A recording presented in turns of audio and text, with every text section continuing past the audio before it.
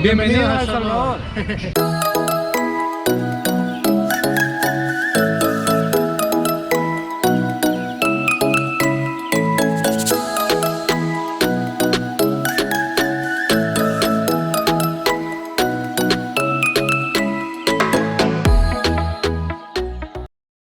So if you're new to our channel, my name is Chris. I'm Marianne. And we have just got back from 5 months backpacking around Central America. Yeah, absolutely fabulous experience. We visited all the countries in Central America. We did. We visited every single country, and now we're back in the not so sunny UK at a family member's house, and today we're going to share our top sites of El Salvador. But they're not in any particular order, so pick and choose as you see fit.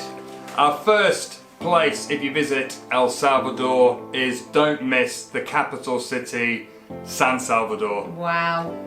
What an experience. We were lucky enough to hook up with a tour company called EC Tours that do a free walking tour. That's something we try and do in every country. It's a great way to see the city with a local, and San Salvador did not disappoint us. No, we were fortunate enough to hook up with a lovely young lady called Estella, who showed us around like a local. We met some of the local store people. We got to visit all the sites in a concentrated tour and felt so safe, so welcome. Everything that the newspapers, the social media tell you, the complete opposite. What a time. San Salvador has some amazing structures. The cathedral is beautiful. There's also a church which is made of metal and not stone, which had asphalt. Yeah. And there's some really unusual architecture. Yes, and there's a beautiful structure called El Rosario. It's a church. It's a really unusual church actually, because it's in a sort of semicircular dome shape with beautiful stained glass windows, and then they have this huge wall which has the eye of God which lights up in the sun. So definitely don't miss that if you go to San Salvador. Yes, as you go on the tour downtown San Salvador, you get to experience all the different types of food. There were some local fresh drinks from all the fruits. Everything there is so vibrant, so colourful, and so delicious. Oh, the market. San Salvador's got a wonderful market, and you walk around and it absolutely bright colours, smiley faces, and a market gives a real feel of where you are. So, coming in as the second must-see site in El Salvador is the small village of Panchimalco. Oh, yes. What a beautiful village. Located about 20 minutes drive from downtown San Salvador. It's up in the hills, and it is just such a colourful village. Yes, there's a local artist there. He and other artists of El Salvador and also Central America have got together to create this beautiful sculptured village with stonework and artwork and paintwork. The buildings, the art, it's just glorious, really beautiful. Absolutely. And the artist called Michelangelo Ramirez is the local artist that has arranged for all this international artists to come together to create the colour in this town. And we were lucky enough to meet him. He showed us around his gallery, and his artwork was absolutely amazing. And the buildings were so colourful. There's also great views. There's a lovely church located in Panchimalco, and we got to eat some street food. We tried some local street food. Always good to do if you get the opportunity to try it, and it doesn't disappoint. Marianne tried crazy corn. Ooh, crazy corn. It was definitely crazy on the taste buds, and it was just so much fun as well. When somebody says something crazy in El Salvador, it's actually fun. It means fun and tasty. Yeah, they do crazy fries, crazy corn, and they just cover them in cheese and different sauces and stuff, but definitely you should give them a try. So the third must-see site in El Salvador is the beach area called El Tuco. Wow, what a lovely vibe. it was just such a cool place. Everyone just hanging out. There were lovely restaurants and bars. Absolutely, really geared towards the tourist, El Tuco. It's a rocky beach. Mainly surfers go there. You see lots of surfers enjoying the surf there. Beautiful sunsets, and it's probably about 40 minutes drive from San Salvador. So yeah, just a short trip. That's the one good thing about El Salvador, is it's a small country, so it's very easy to get around and get to all of these sites if you're pushed for time. Yeah, in fact, it's one of many wonderful things about El Salvador. Absolutely. So coming in at number 4, Lake Ilopango. Wow, it's a active volcanic lake. And it erupted in 400 to 500 AD. It was a massive earth-changing volcanic eruption. The whole of the planet was actually affected by this. But now it is a beautiful glass-topped, absolutely beautiful, peaceful lake. Yeah, it's hard to imagine that there was actually a cone volcano where this lake stands. And there's activities around the lake. It's about half an hour's drive from downtown San Salvador. Yes. And you can go diving, you can go and rent a boat and go on a boat trip around the lake, or you can just hang out on the shores, enjoy a beer and just admire the view. A really beautiful place, and definitely one well worth it if you like your photos. Coming in at number 5 is Suquito. 50 kilometers from San Salvador. Beautiful town, cobbled streets, and so colourful. Wow, all of El Salvador is so beautiful and so colourful, but Suquito is a really good stop-off point. There are activities and tours, and it's one of those old colonial towns. And if you do go to Suquito, make sure you visit Casa 1800. Wow. This wonderful restaurant on the edge of town has absolutely amazing views over Lake Suquito.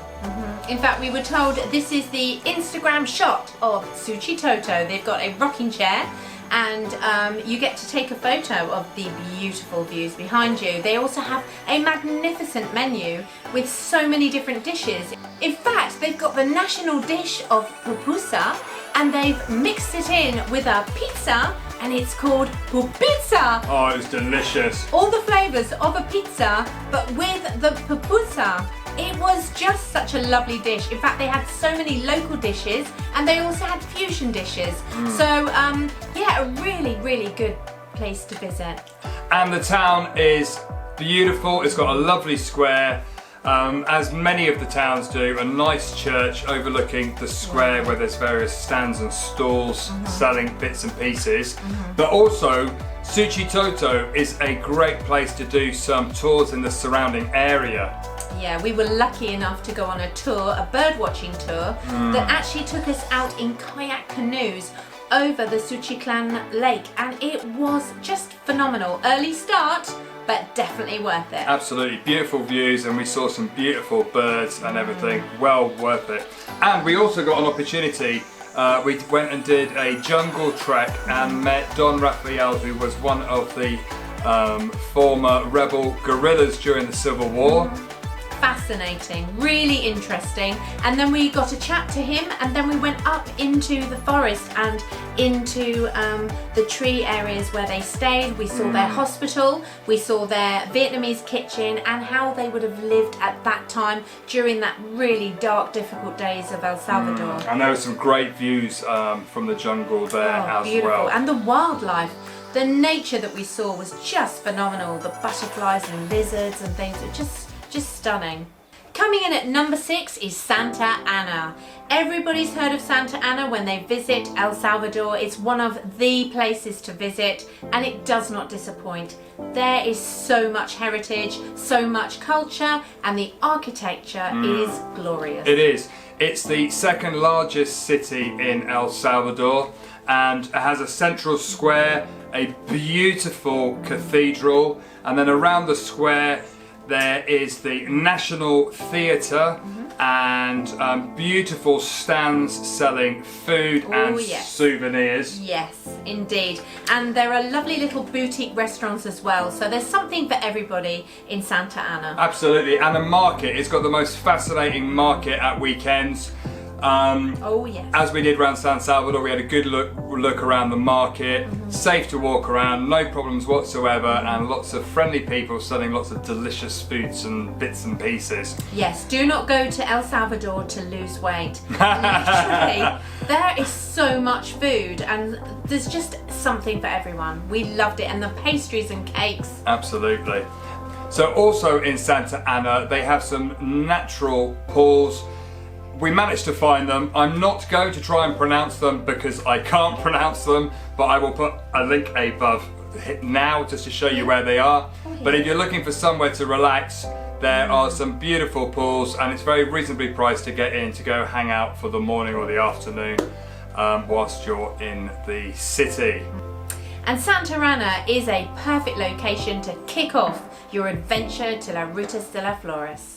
Coming in at number 7 is La Ruta de las Flores, which is the flower route.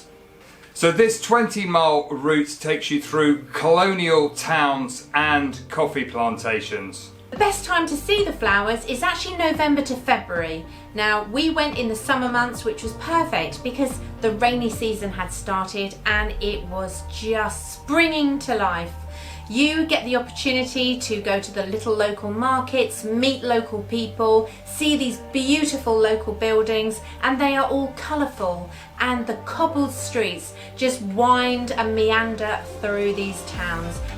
So all the way along the Ruta de las Flores are beautiful towns. We stopped off at this wonderful town, beautiful square, great market, and a great place to get some food. And as you go along the route, there are just absolutely more amazing towns, like Ataco. Oh wow, Ataco. We fell in love with Ataco. What a lovely place. It really, really was. We were lucky enough, it was Father's Day celebrations when we were there, and there was food all over the central square. Yeah.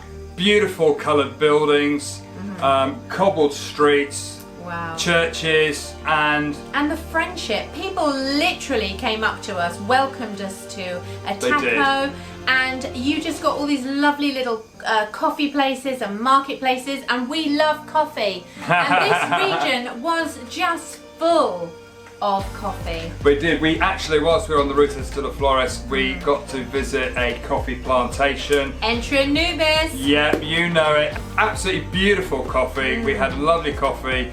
Saw coffee growing and had a lovely walk around their beautiful gardens, and they guarantee that there will be flowers in their gardens all year round. Yeah, they actually had a huge selection of flowers, and they were well chosen, and they were there specifically to bring colour and interest to these gardens. They were glorious gardens. I love beautiful gardens and flowers, and they have put so much work. Magnificent viewpoints and everything. Wow. So if you do get a chance to go to Entre Nubes, go there. Yeah. You won't be disappointed. Yeah. And a beautiful tasting coffee. Absolutely beautiful, and so hard to distinguish which was our favourite town in the Ruta de las Flores, because Ahuachapan. Yeah, we ended up at Ahuachapan, another great town at the most northerly point of the Ruta de las Flores, and we finished there before we headed back to San Salvador. And it was a great place to base yourself to go and see the surrounding areas. We got a bus to Ataco from Ahuachapan. Yeah, we were based in Ahuachapan and used that as a springboard to go off to do tours and visit other places. Just lovely. The whole Ruta de las Flores does not disappoint. Absolutely. So if you do end up in Central America, like we said, make sure you go to El Salvador. You won't be disappointed. The people are absolutely amazingly welcoming. If you've got any questions about our time in El Salvador, then don't hesitate to drop us a message below. We hope that this little short tale of our adventures will actually inspire you to give El Salvador a chance. Absolutely. It is so worth it, and we would not recommend it highly enough. Absolutely. So thank you to the people of El Salvador for making us feel so welcome. Yes, indeed. And hashtag don't skip El Salvador. We've done a whole series of our time in El Salvador, so I'll put a link to the playlist above, and if you want to see the detailed information of all those areas, where we stayed, which tour companies we used, etc., then make sure you check out the playlist above. But we also are in the process of planning something very interesting. We are going to drive around the world in our camper van starting in January 2020. Indeed. So if that's something that might interest you, travel, then why don't you subscribe to our YouTube channel to come on the adventure with us. See you next time. It erupted in about... Oh. And it erupted in about 4 to 5 AD. It was a... 500 AD. 500, 4 to Cut. 500 AD. Cut. In fact, they've got the national dish of pupusa. Pupusa. Pupusa.